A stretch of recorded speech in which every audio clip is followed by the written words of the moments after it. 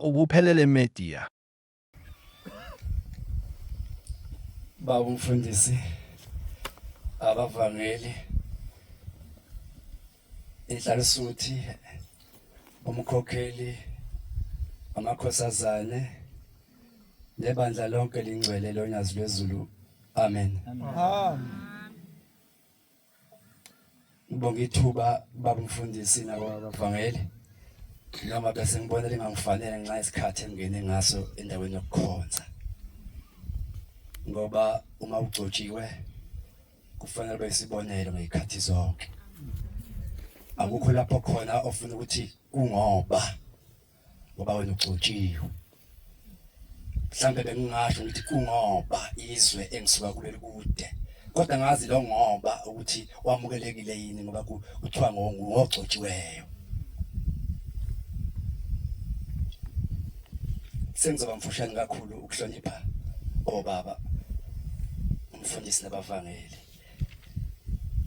baba umfundisi likudizwe engiqhamuka kulo kodwa uma uNkulunkulu evuma lizoba linye nababili nami ngehlele ngezansi ngina nomkhuhlane ke 93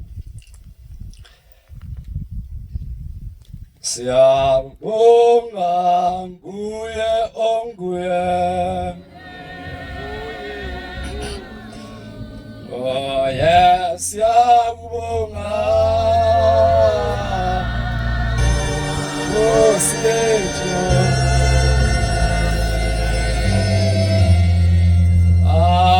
siyabonga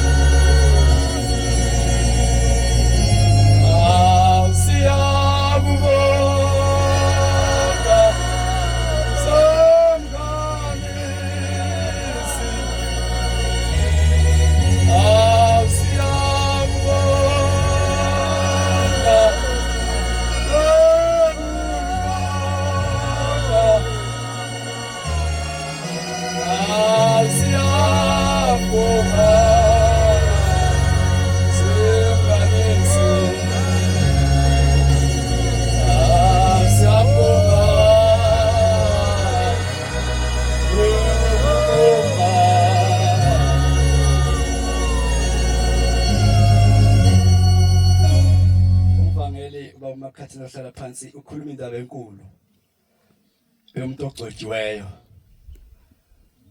ukhuluma indaba enkulu yokuphathana komuntu ogcotshiweyo kwakhe nebandla angizogudluka nami izwe lilodwa noma amabili azohamba kuleyo ndawo amen bangcwele uthi omunye umshumayeli umlambo nomshumayeli ugumede wangapha amhlabe yalingana uthi iyalweni indoda kwelinye ithempeli bafika isikhathi lapho kuba ayikhethe ukuthi izoba umshumayeli noma izoba ibamba bukhosi ayisikhethe ukubamba kuba ibamba bukhosi base kuthiwa cha usibamba bukhosi nokubamba kokubili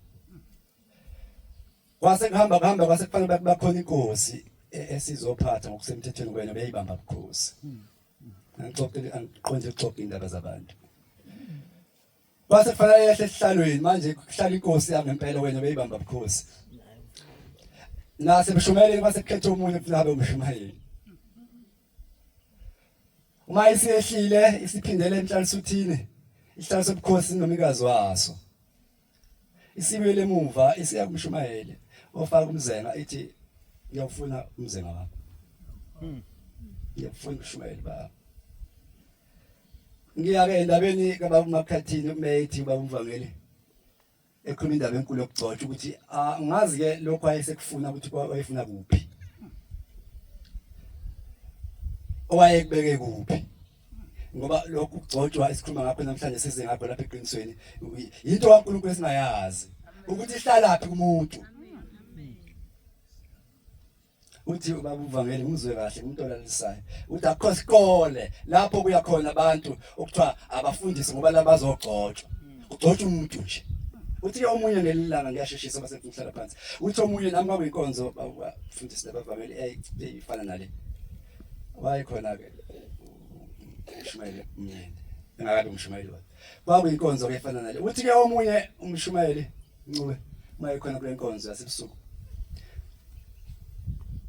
uthi kuyenzeka kwesinye isikhathi umuntu mhlambe ngoba kuyenzeka abantu babe namehlo nje abe maningi amehlo angabe mabili mhlambe babone ukuthi lo wayengafanele uba abe into ethile lo hayi nangu wayefanele angazi ke lo mehlo uthi suka sibevelaphi noma kusoyilawa amabili noma kusuka umuntu esenamanye uthi umfundisi ugcwetha kodwa uJohn bani enamehlo ngamfa angazi ke usuke esemaphila umehlo sukwathathe phela sokubona into hayi lo mvangeli ungafanele bamvangeli lo mfundisi ungafanele bamfundisi lo mshumayeli ungafanele bamshumayeli lawo mehlo uthi sukwathathe uthi ke umshumayeli uncube uma ekhiphi yalo uthi kenze kwesinye isikhathi bekuthiwe hayi bengafanele umuntu ugcotshwa mhlambe impela wayengafanele uthi ngokwenza kwakhe okuhle emsebenzini kaNkuluNkulu kujike konke ngokwenza kahle umsebenzi kaNkuluNkulu kujike konke lokho akuthiwa mhlawumbe kafanele abe yintethile kujike kuthiwa lo ufanele bayintethile ngokwenza kahle umsebenzi kaNkuluNkulu. Amen. Ngoba kuyenzeka ukuthi hayi mina ngifanele ukugqoka ijazi kodwa ingatholakala imisebenzi ekufanele uyenze ngalelo jazi nalo noma ngalelo gcobo. Ugcobo lakho ke likuphi ke? Ngoba kuthiwa noma ukukholwa nje kuthiwa ukukholwa singena nemisebenzi lapho uNkulunkulu ushemba simemela khona. Angena nje ngamajazi nangeyiphika nangemnazaretha emihle eblonyiwe kodwa kungena nemisebenzi ungena nemisebenzi ngoba besize lapha nje kumenyezwa isonto kwathiwa sontweni sasa singena ngaphakathi ngoba bekumele ingilosi yesonto ukuthi ayizoshemba ozolalela lenkonzo yesabatha namhlanje. Amen. Inkonzo ke ehlangana inkonzo yesabatha inkonzo ehlangana ngayo ukuthi iqhubele nomcimbi ukuthi leli sabatha kuzokwenza umcimbi ntambama okwamukela umshumayeli kodwa yona inkonzo esikuyini inkonzo yesabatha bagcwele. Amen. Inkonzo yesabatha ke inkonzo yokudumisa uNkulunkulu kuphela. uNkulunkulu usehleli elindele udumo olufanele eqhamuke kuyithi luye kuye ngoba akekho umuntu esingamdumisa ngaphandle kaShemba. Ukukholwa ukudumisa uNkulunkulu ngoba mhlawumbe imisebenzi noma imithetho izohamba sihlule kodwa mhlawumbe nina ayinehlulana kuphela kodwa uShembe isabatha limelele onimisela ukuthi usuku lokukhonza lokudumisa esenzile yonke imisebenzi yakhe wayisemisela usuku lesabatha esihlangana ngalo namhlanje. Ithi inkosi nyanga yezulu ngelilanga sengihlala phansi ithi ke ngoba silapha nje ekukholweni sihlukene kahlanu. Yebo. Sihlukene kasihlanu. Kufuna nomuntu lokho engizokubala abekile abone ukuthi azibuzeni ukuthi ukuphi ke kule mince emihlanu inyanga yezulu eyikhuluma ngapho na. Angifuni ukuhamba kade ngingashongo uma ngiguqela lo suku ukuthi seyinsukwini zothingo lamakhosazane. Amen. Siseyinsukwini zothingo lamakhosazane. Angifuni ukushiya lokho ngemuva uma ngiguqela lesabatha namhlanje. Siseyinsukwini zomusa. Lapho khunjula khona inkosi yomusa angeke ngikubale kuningi yangenzela khona ngoba yinsuku zakho kodwa sengisalele 3 minutes angeke ngiye kulokhu ke uNkulunkulu asengikhumbuza khona kwamanje. Kukhona abantu lapha wathi uNkulunkulu ngabathanda ngabakhombisa indlela kaNkulunkulu. Labo bantu ngabenza bahabami, ngabenza abakaNkulunkulu, abasona singabalelwa kubo. Abokuqala lapho abasono singabalelwa kubo. Awungajika manje ngisakhuluma indaba yokugcotshwa nekaMshopo, sengikhuluma indaba yomuntu noNkulunkulu. Abesibili ithi Inkosi kukhona abantu abafika lapha kulokhu kukholwa befike benosizi, bezile beyaleliwe ukuthi hayi uzothola usizi, uzothola ukuphumula lapha, imithwalo izothulwa lapha. Bese behamba befike ngempela bathola ukuphumula, bathole ukusizakala, bese beyahlala, bese beyakholwa. Abantu besibili labo. Mase bekhona abantu besithathu uNkulunkulu akhuluma ngabo. Labantu besithathu uthi uNkulunkulu ngibathandile. Uma ngithandile ngase nginehlukanisa, nganigeza nangcwele nabantu bami, abantu besithathu labo. Mase bekhona abantu besine, abantu besine, labantu besine bona babona uShembe bezudumo, base belandela uShembe bafike bakholwa. Bezudumo babuka umNazaretha, babuka uyinto enhle ebafanele, base beza lapha bafike bakholwa, bahlala phansi. Abesihlanu ithi ke ukhona uLucifer. uLucifer ke omubi. Ithi ke uLucifer noma umubi angeni lapha, kodwa ungena ngomuntu, ngoba umuntu uyafika lapha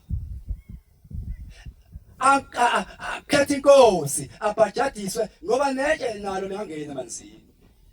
Usho inkosi neke nalo lingagqoka uNazaretha. Kodwa bona abantu abathunyiwe uLucifer, kodwa babakhona nalapha ephambili, kodwa uLucifer kangeni, uthumela abantu bakhe. Angazi ke ukuthi mhlambe mina ngikuphi kule mina emihlanu. Ngikulaba bokuqala obasona babalelwa, ngikulaba besithathu, ngilaba besibili, kodwa ngiyithi Nkosi asale sihambe ngasa noma sengehlele ngezantsi kulaba okuthiwa isono asibalelwa kubo, akusale sengena kulaba owakuwena owabuka wabathanda ukuthi bayifanele lento. Amen. Sisendabeni njalo maNazaretha ukuthi masize lapha sizokhonza uNkulunkulu. Amen. Amen. Ngiqale ngendaba yogcobo, sengidlulile lapho, sengisendabeni yomuntu noNkulunkulu. Amen. Kodwa ke phezulu kwakho konke umuntu udinga ukuthi mesekholweni abe nokubekezela. Uma esekholweni ogcotshiwe ongagcotshiwe kufuna abe nokubekezela, ngoba kuningi okukhona ekukholweni, kakhulukazi osogcotshiwe, ngoba sihlangane indaba yogcobo. Kakhulukazi osegcotshiwe ufuna abe nokubekezela okude ongabalwa, ngoba useyithathile indlela kaNkulunkulu, wavuma ukuthi lolu gcobo hayi uyasithwala isiphambano. Ngakho ke iba nokubekezela ke ongabalwa. Ukubekezela kwakho ukuthi omunye okhuluma kahle, ukubekezela kwakho akufaniswe nenkukhu. Ilwane sengihlala phansi babufundisi. Ilwane zikhona zonke maNazaretha amahle enkosini. Ilwane zikhona zonke, siyifuyile ezine emakhaya. Kunezinkomo, kunezimbuzi, kunezihabhu, kuna yonke into esiyifuyile emakhaya, nezinkukhu mhlambe zikhona nabo makhelwane. Kodwa lezi ilwane uma kufika isikhathi ukuthi zizalane, ziyazalana. Inkomo izala inkomo, imbongolo izala imbongolo, isihabhu sizala isihabhu. Kodwa inkukhu yona ayikuzali okufana nayo, izala iqanda. Ithi ibuke ezinye izilwane zihamba nezingane zazo, yona ibibuka iqanda elingakhulumi, elingenzi lutho, elihleli nje lapha phansi. Kodwa iphelelwa amandla ukuthi hawu mina abantu bazala izingane zabo ezihamba njengabo, mina ngizala into ethuli nje eyindilinga ehlala lapha phansi. Ingagcini ngeyodwa, izale naphambi kwasadlula usuku, izalo kuze kube amashumi mhlawumbe 24 noma 23 kwamaqanda. Kodwa ibe nokubekezela ukuthi mhlawumbe ngelilanga nami ngizoyithola izinyane efana nami. ithi mhlambe ngelilanga ngiyothola izinto efana nayo ukubekezela ke lokho okudingakalayo enkonzweni okudingakalayo ekholweni kakhulukazi umuntu ogcotshiweyo angabe umuntu osheshe athi hayi yayeka mina Oh. hayi ngikhathele mina ilaba bantu kodwa abe nokubekezela ngoba usephethe umsebenzi kaNkuluNkulu usethwele ijoka inkukhu ke zithi ke ifundiswa uma isiza emaqanda phansi kwesihlahla noma kulela fokozi ambondelane lapho uma sekufika isikhathi esephela amaqanda eswini ihambe iyayilade beke khona amaqanda ifika ihlale leni inethemba inokubekezela bathi ke bafundileyo ihlala izinsuku ezingama21 suke sekwevile kuma ku22 ihleli lapho iphuma iyodla ukudla ibuye yokuqubala ngoba inani inokubekezela sithi ke kumshumela umndeni namhlanje akabe nokubekezela ukubekezelela umsebenzi kaNkuluNkulu ungabekezeleli nje abantu baseqinisweni kuphela abekezelele wonke amanazareth ngoba yena umshumeli wonyazi kodwa kushoko lokho ukuthi makuthiwa umuntu akabekezele ukugcotshiwe sekufanele kwenziwe noma kanjani kuye ngoba kuthiwa yena ogcotshiwe ufuna bekezele nawe uma uqulula ogcotshiwe unecala umlinga ngokuthi ufuna abekezele ikuku ke iyahlala ibekezele ziphelele lezo insuku avela amanswele nayo ifana nezinye izilwane ngakho ke bantwana bahle basebuhleni bamaNazaretha sengihlala phansi ngiya ekutheni ngoba silapha nje sizodumisa uNkulunkulu amen angifuni ukudeda lapha sizodumisa uNkulunkulu ngoba ukucela kuza emva kwendaba yokudumisa size mhlambe kube sibanaleli ithemba mhlamba angaba sibamba ulayini kangaka siye enkosini insuku zonke uma ke siyayazi indaba kaNkulunkulu ukuthi indaba kaNkulunkulu seza lapha sazezela ukuzodumisa konke ke singakuthola lapha sikuthola emva kokuthi sesidumisa uNkulunkulu asizelanga indaba yezimoto asizelanga indaba yamakhosikazi asizelanga indaba yamadoda asizelanga indaba yabantwana kodwa sizele indaba kabani kaNkulunkulu ngoba konke lokhu esingakufuna kuNkulunkulu esingakucela kuye ukuthi asibusise ngakho kuyaphela sizokushiya lapha indaba enkulu indaba kaNkulunkulu uNkulunkulu akapheli ngoba uNkulunkulu yazaphezulu kwethunya uyomfica kodwa labantwana uNkulunkulu akuphela bona isibusiso ithe incwadi yaseBhayibhelini John sekufuna ukugcina phela umfundisi uzothi umfanyana ngilast born ebavangeli bamfundisi usho njalo umkhonazi ngiwayigubhani